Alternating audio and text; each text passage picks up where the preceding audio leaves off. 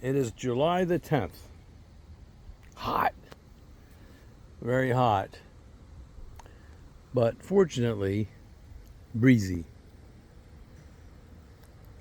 And I'm enjoying the breeze, even though it's about 90 degrees. I wanted to make a short video. Gosh, how many times have I said that? Too many. I wanted to bring you up to speed on my Black Madeira cuttings and Italian 258. And I planted a few Adriatic Valle San Juan recently, but they're not showing any signs, I don't think. We're going to go over that way in a little bit. But I discovered or noticed last night when I was in the orchard walking around looking for a fig to eat, which I often do, I noticed that the Violette De Bordeaux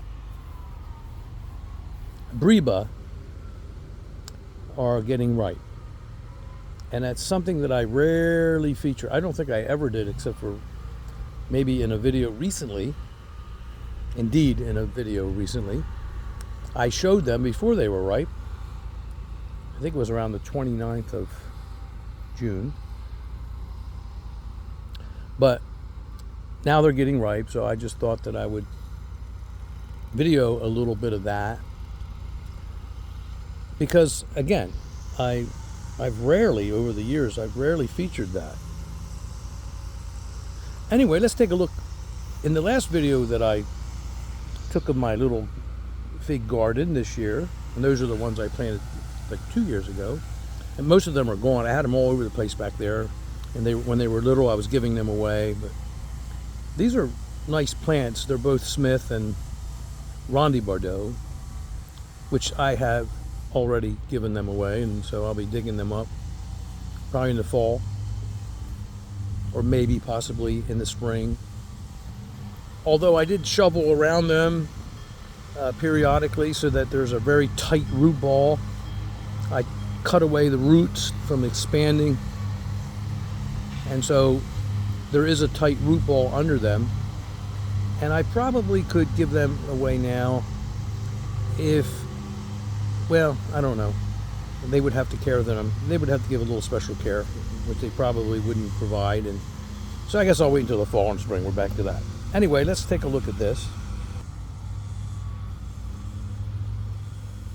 This is my little cutting garden that I started a few weeks ago.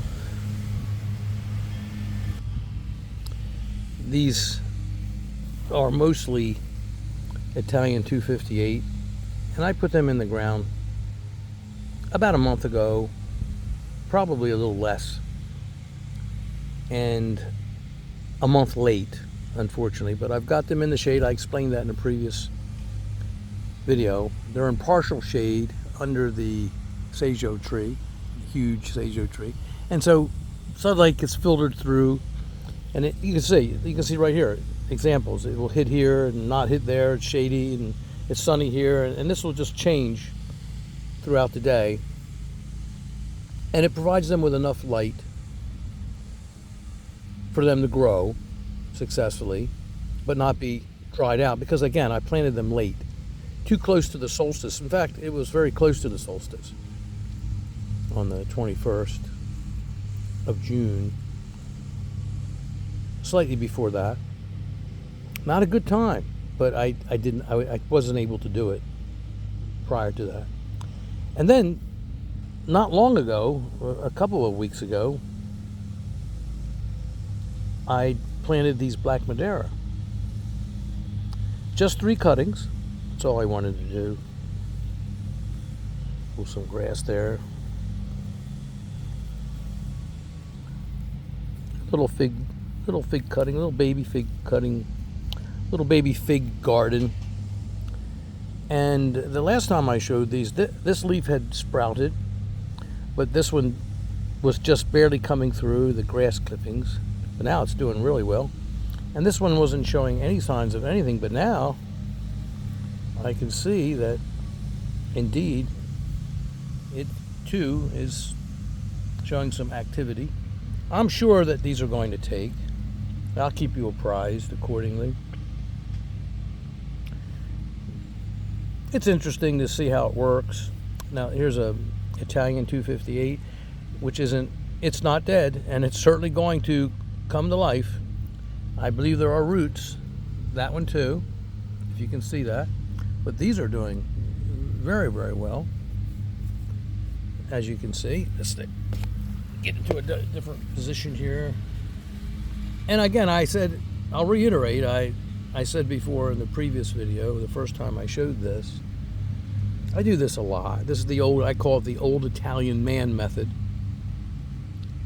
And it works quite nicely just to put them in the ground. Again, they should have been in a month earlier, but it is what it is. But look at these Italian 258s, they're doing very, very well.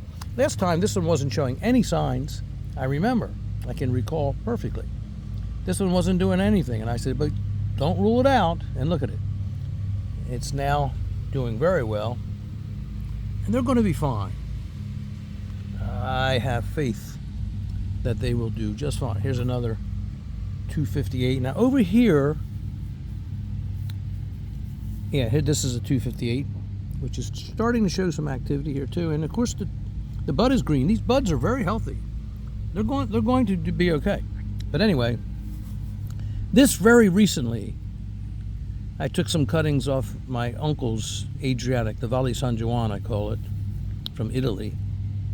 I've talked about that fig tree, and I was doing a little pruning, and I was doing much more pruning than this.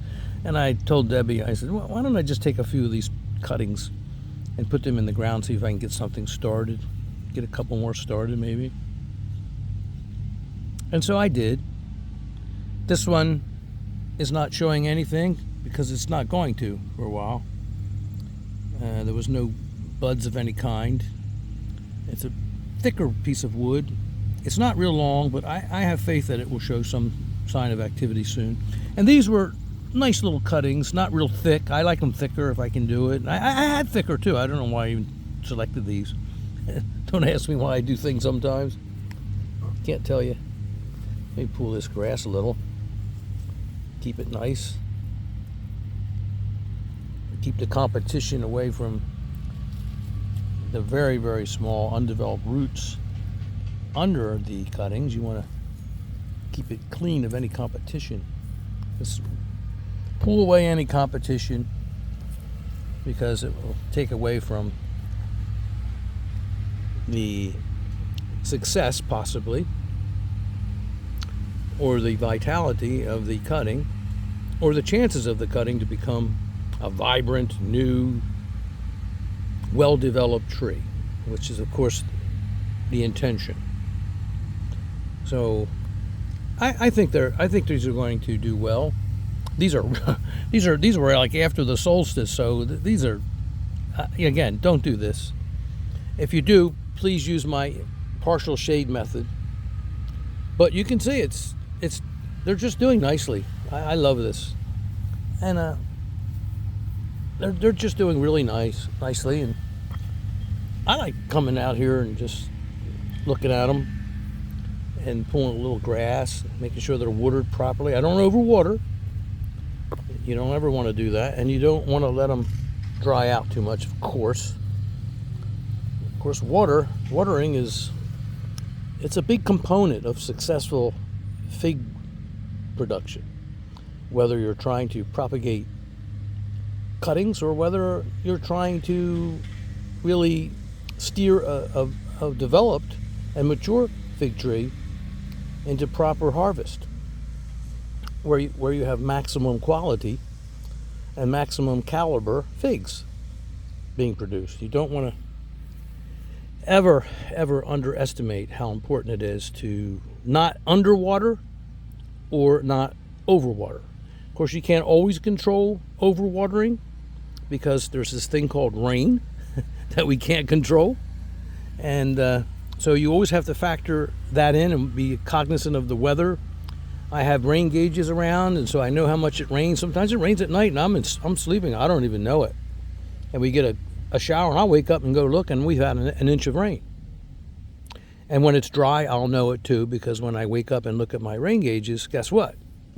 There's no rain in the rain gauges. So I try to stay very on top of the watering factor, because it's such an important factor in the equation of being successful. Again, from the cutting to the mature tree and the harvest and everything in between, including any container figs, watering is just so critical. It's so critical, and it's so hard to maintain a proper balance. It's something you have to learn over time, and you have to remain vigilant and cognizant of it. It cannot be overstated how important it is. It cannot be overstated. And many people, including myself, don't always get it right. Okay? It's just hard. But if you get it right enough, and again, there's factors like that you can't control, like rain. But if you get it right enough, you're going to be successful with figs. But if you just throw all precaution to the wind and chance, you're not going to fare very well in the final analysis of things, unfortunately. And many, I think many growers, especially where figs are concerned, don't do very well in that aspect of growing figs, proper watering, and not just figs, other vegetables and produce and things too, and other fruit trees, to where it becomes a very, very significant factor, all told, in the end results of their gardening adventures and activities and goals and aspirations. They learn in time how critical, if they stick with it, they learn how critical it is, how critical indeed it is to get that watering right. It's a big factor. Again, I can't overstate how important it is. So all of you figsters out there, concentrate on that. Trust me, I am absolutely certain it is incontrovertible. It's not controversial. It is incontrovertible. It is a matter of fact. There's no controversy. There is no, it's not necessary for me to say, for what it's worth. It's just a certainty that watering is crucial. Getting it right is crucial to success with figs, and many other things that you will grow as well. It's not as critical with things like raspberries or blackberries or strawberries. It's not as critical. The quality of the fruit may be affected, but it's all in all, it's not as critical. It's always critical, but not as critical with figs. With figs, it's very, very, very critical.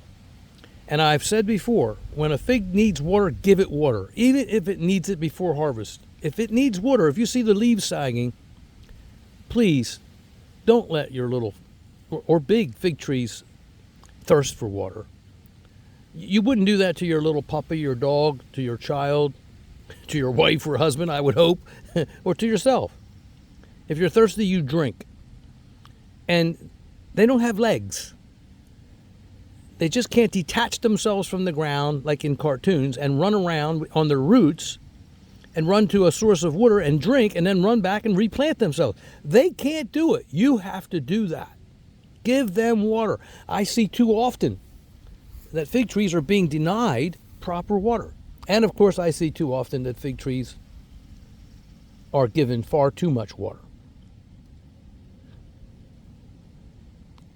Neither of which is a good or better alternative. So, here's my little fig garden. And now I've got to get to what I originally set out to do, which is to go over to my Breba, the Violette De Bordeaux Breba, which I don't know if I've ever really gotten that on film before. Maybe one or two times in the past. But let's go take a look at that. to get there, we'll walk under where I often sit in my chair under the Seijo. Oh, what a beautiful breeze, and it's so hot. It's a welcome breeze. Thank you, breeze. Come on. I like it. I'm going to get a cup of coffee in a little while, and I think I'm just going to sit here for about 45 minutes or an hour. I just love being out in the yard this time of year. Well, we're walking our way over to the Violette De Bordeaux, and I mentioned in another video that years ago when I planted this Seijo, and it's 35 foot high at least, no exaggeration, just look at it. No exaggeration. Heavily laden with fruit, again, as it is year after year, you've seen it. But I never imagined that it would grow so big that it would shade out this corner of my fig orchard along the house. And the larger of my Peter's honey trees, which I have one over in the corner, and of course you've seen the one down in 7B, which is a magnificent specimen, which is out in the sun completely. Like the one down on the corner there, that's out in the sun completely. But this one's getting shaded now. But it still gets enough sun to produce delicious fruit. And let's pick this one here. This one looks like it's ready. The birds haven't gotten it. That's good. Oh, look at that. Oh, the birds did peck a little bit on that side. Look at that. All right. That doesn't matter.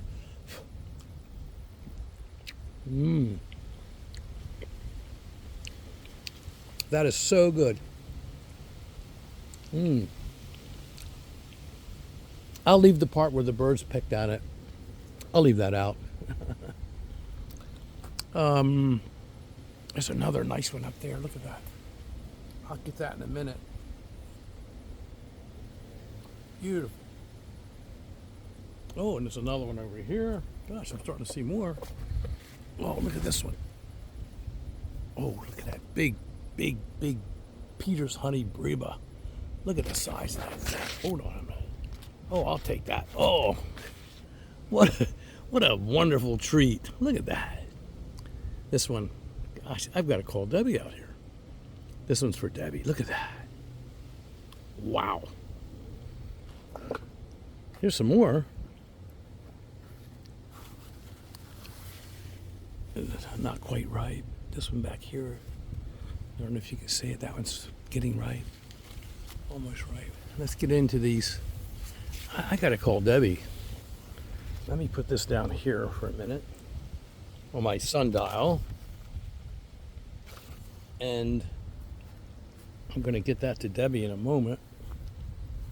But let's go in here and take a look at these Violette De Bordeaux. They're not all getting ripe. Interesting. Now, if you notice, and take notice, it's interesting. Where the sun is more, where there's more sun, where it's more prevalent, the Breba are getting ripe faster, and I'll show you from the other side, than the Breba here, which are more in the shade. And there's plenty of them. Okay, and here's some more. Look at them. They're not getting ripe yet, and the factor is, let's discuss it. It's sunlight, which I've talked about before, and the more sunlight, the better for figs. Period. Incontrovertible. No controversy. It's an indisputable fact. Period. And the flavor and the quality of the fig is affected accordingly as well. Let's try and move through here. You might hear a little air conditioning noise. Let's try and move through. Come from this side. Here's more Violette De Bordeaux. You know what? There's darn birds or squirrels.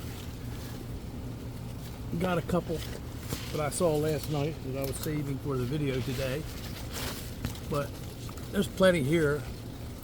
I'll try to slow this down a little bit. I'm all over the place.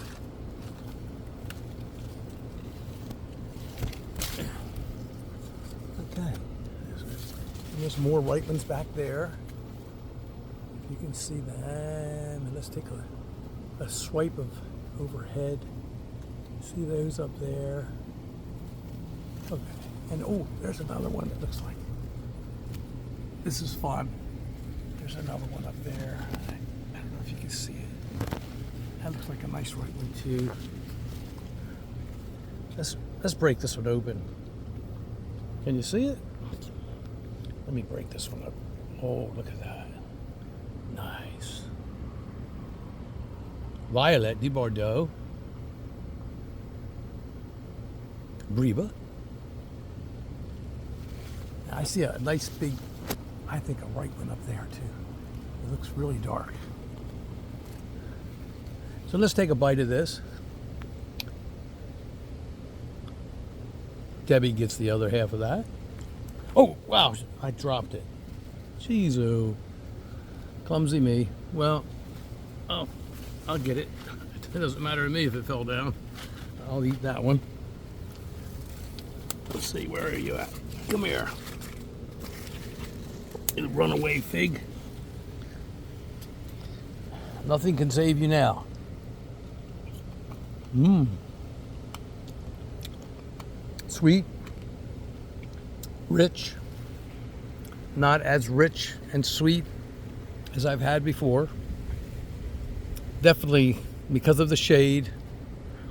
Definitely I would scale it down a bit. But it's a delicious ripe fig for this time of year. And I'm certainly grateful. But do I wish this fig tree was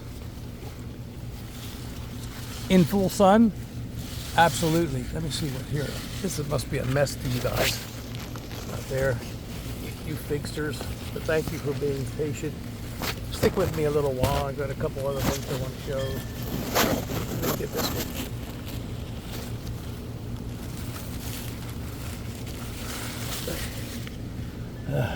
Wow, that's a nice dark one. Can you see it in this shady place? I don't know. Let me break this off. There we go. Nice. Can you see that? I see there's a lot of shade. It's kind of hard with my phone. Again, I'm not a movie producer. I do the best that I can do. I'll save this one for Debbie.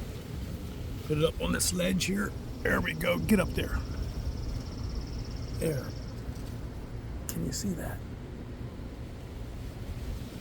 And I've got to remember the Peter's honey for Debbie that I picked. They're beautiful and healthy, these leaves are. Aren't they beautiful? Just gorgeous. Let's not forget this. Would you like me to break it? Let's see. Let's just tear it apart. Wow. I should get out in the sun. Let me get out in the sun a little. Oh, there you go. There's a little bit of sun coming through. Glisteningly delicious, as I like to say. Wow. This is Debbie's. I'm not even going to take a bite of this one. Look at that. She loves Peter's honey. That's a Peter's honey Breba at its best. This is an Apex Peter's honey Breba. They don't get any better than this, and they are absolutely exquisite, voluptuously delicious. All right, I hope you enjoyed the visit. I certainly did. I always do. I'm enjoying myself tremendously. The Breba are almost all gone now on the Peter's honey. This out in the sun, you can see there's a few getting ripe under there. If you can see that under there, if you take a look, and there's one here through the net. Where is it? I can't even see it. It's there somewhere. There you go. A nice big Breba getting ripe. And I see another one up there. Can you see it up there?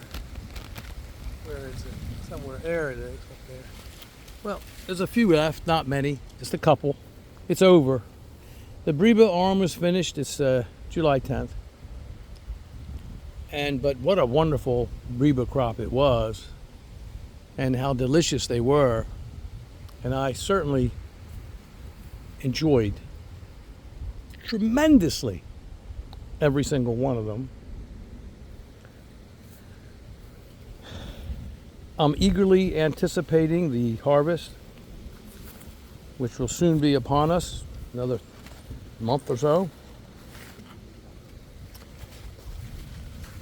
I met up with at a birthday party. I met up with my brother-in-law yesterday, and he has my father's Celeste, which I've talked about, and you can see, and I implore you to go back and look at my video. It's called No Brainer Figs. And my brother-in-law and my sister-in-law went on vacation, and he told me to go over and pick some figs. And I told him I might make a short video. He said fine, and I did. And I featured my dad's tree. When it's bigger than this is my dad's tree. And I took this from his tree because I had given mine all away. And he was one of the recipients. So I air layered a few of them from his tree. And this is it. And I've talked about this. But if you want to see this tree, look at it. This tree is a magnificent variant of the Celeste tree. Other people would say, no, it's not. Yes, it is. And although it looks very similar to an ordinary Celeste, I can tell you there's nothing ordinary about this Celeste. Okay, just look at it. Does that look ordinary to you? It doesn't. The way it grows upright, and see a larger version of this in No Brainer Figs. Look up my video. I promise you will enjoy it, because this variant makes Breba. It does make Breba, some Breba, which is very, very uncharacteristic of Celeste. They usually all fall off, and it's just a main crop producer. You might get a couple outlier, stray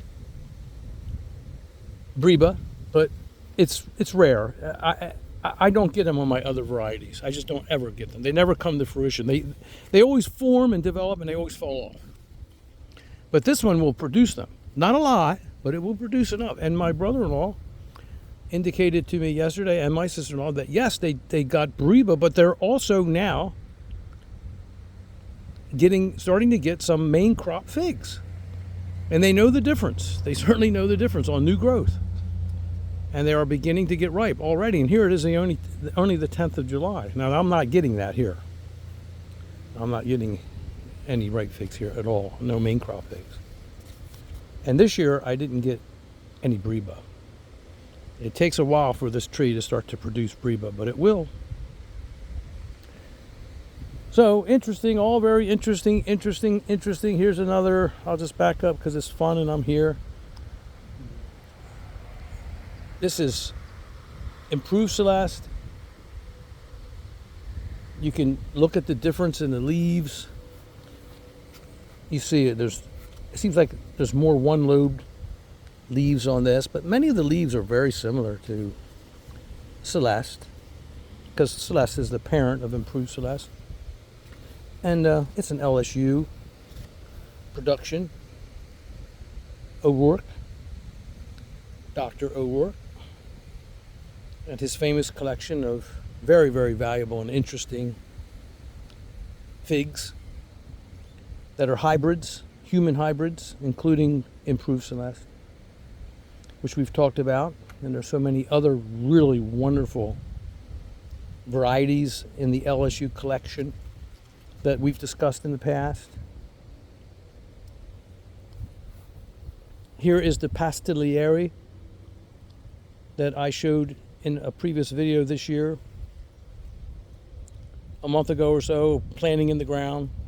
And look how wonderful it is.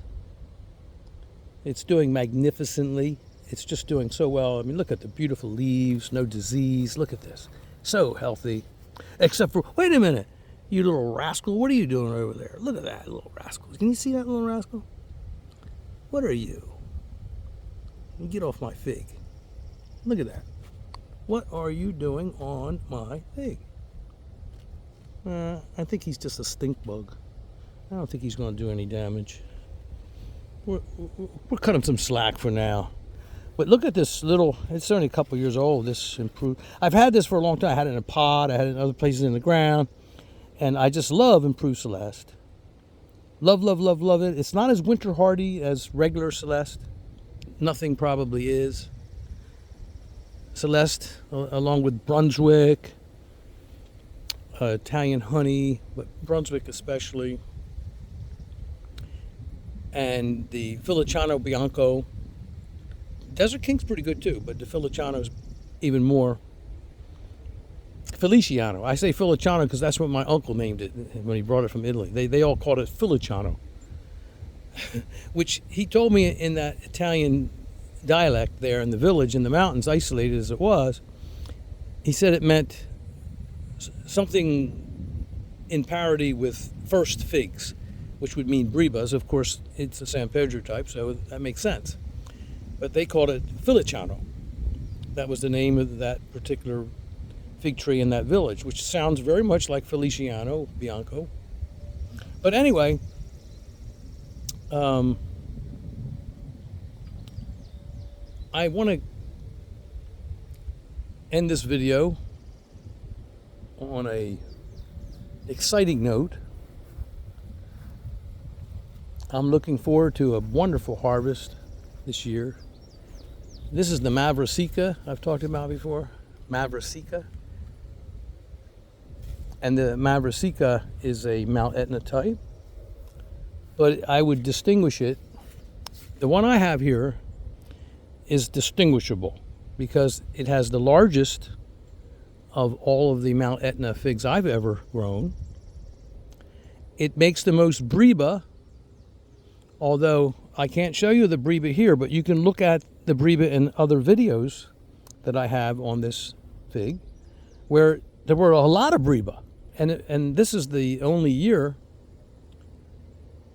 that I can remember that I don't have any Breba on it. But it makes more Breba than regular hardy Chicago types or Mount Etna types. And they are richer in flavor. They're larger and richer in flavor. Highly productive. Of course, all your Mount Etnas are highly productive.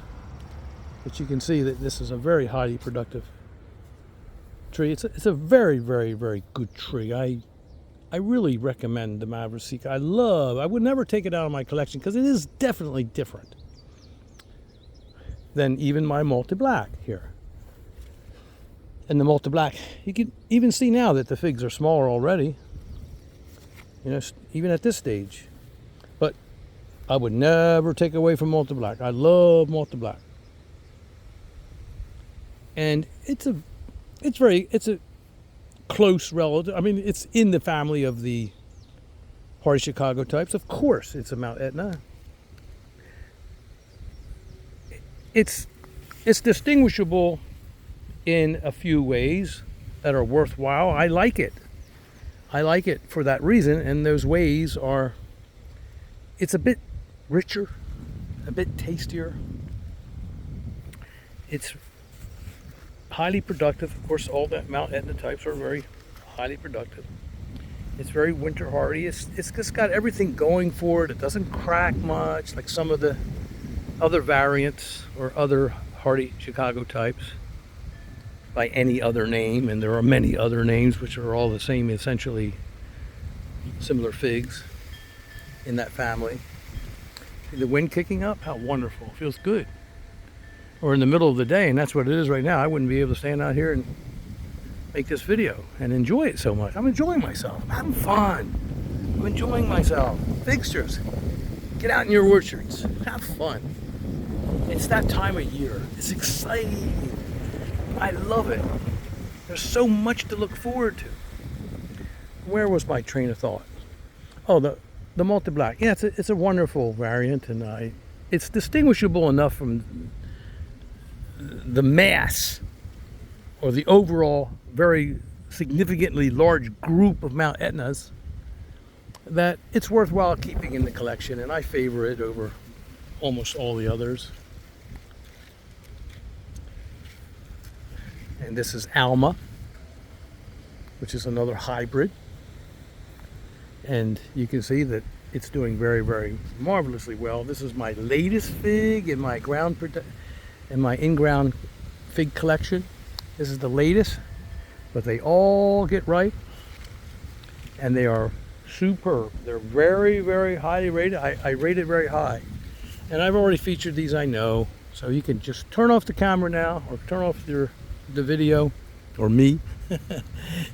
I'm just out here having fun, killing time, but I don't have anything to add today. I just wanted to show you give you an update on my little fig cutting garden, and I wanted to talk about the Breba on my Violette De Bordeaux. This is my Ronde de Bordeaux. It's a very big tree, very substantial, and you can see that it is, and it's just laden, heavily laden with so much fruit, and delectable fruit. You know, just incidentally, there's two types of leaves that I found with Ronde de Bordeaux. There's a broader leaf version, and then there's this fingery type. This more identifiable to this variety leaf style. Neither one of which I have seen a great deal of difference in terms of production or taste or earliness. So it's almost assured, at least from my experience with Ronde de Bordeaux, and if there's anybody out there that has other experiences that they would like to share on the channel, please write a comment. But from my experience, there's not much of a difference between the broadleaf version and the fingery type version. So if you happen to get one or the other in your collection, don't worry too much. I wouldn't be too anxious about it.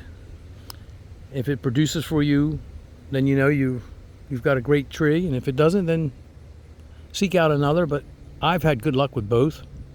But I would certainly say this is my favorite. I don't know, just because it's the fingery version. I don't think so, because I've had them in pots where they were the broadleaf version, and they would knock your socks off. They're just great. And I have them in the ground in different places. So this one I planted a little earlier than the others. It's been in the ground probably. This is probably maybe the 4th year that this is in the ground. I don't think more than that. I would say this is the 4th year. It's winter hardy. It's highly productive. It's extremely healthy. Extremely early. You don't get Breba.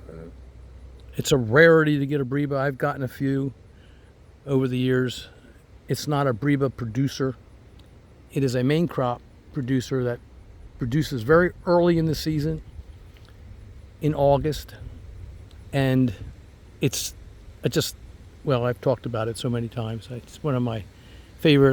Once I gave it in 7A, in my collection, in my experience, I one time gave this the most valuable player in my collection, and I had to consider all the factors.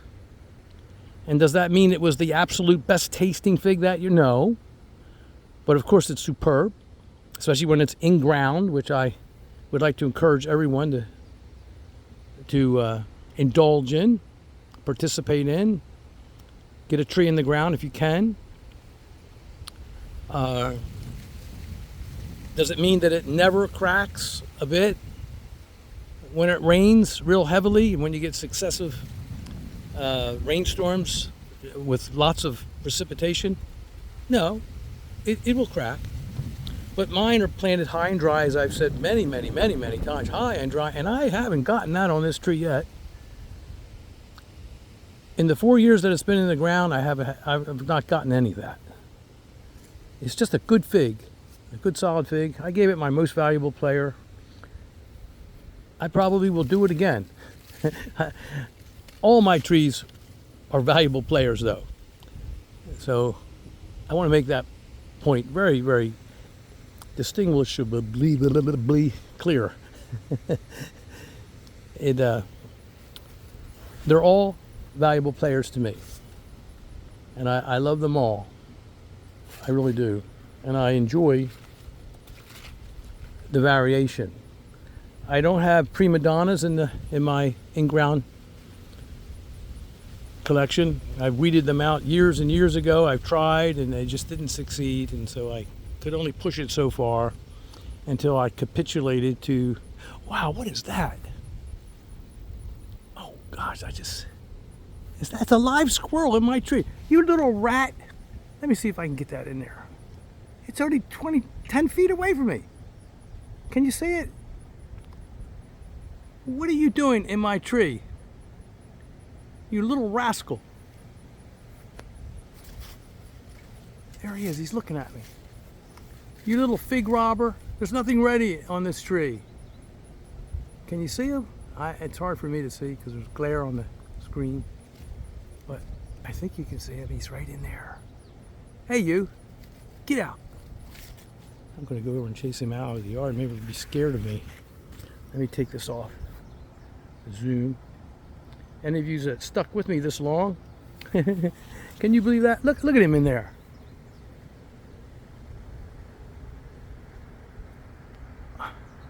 Where are you? There he is. There he is. Can you see him? What are you doing in my fig tree? You're trying to get one of my Peter's honeys, aren't you? Or my Violette De Bordeaux. I knew it was a squirrel. I think I mentioned that earlier. It kind of scared me. You get out of here. It's a big fat squirrel too. Get out. You're not even afraid of me? Come on. Come on. Hey, oh, don't jump on me. Come on. Get out of there. You, get out of my fig tree. Get going, you little rascal.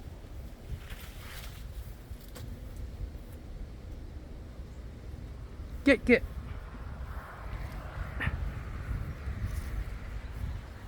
Boy, I'll tell you what. Never a dull moment in the orchard. Okay. Well, I hope you enjoyed this impromptu video that I wasn't even going to make, but I thought I'd better before there weren't any more Violette De Bordeaux Breba to make a video about. Yeah, he's on the top of my roof over there. Look at him. Can you see that? Look at that little rascal. He went over to the roof. I got to tell Debbie about that. Well, I might have to set out a have-a-heart trap for him and bait it and then relocate him. That might be a good idea. I think I might do that because he can do a lot of damage to my fig collection here. All right, that was fun.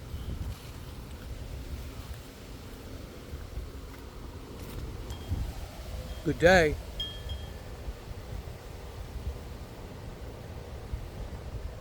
Another day in the life of Lou Monte. I hope you enjoyed a little glimpse as much as I did.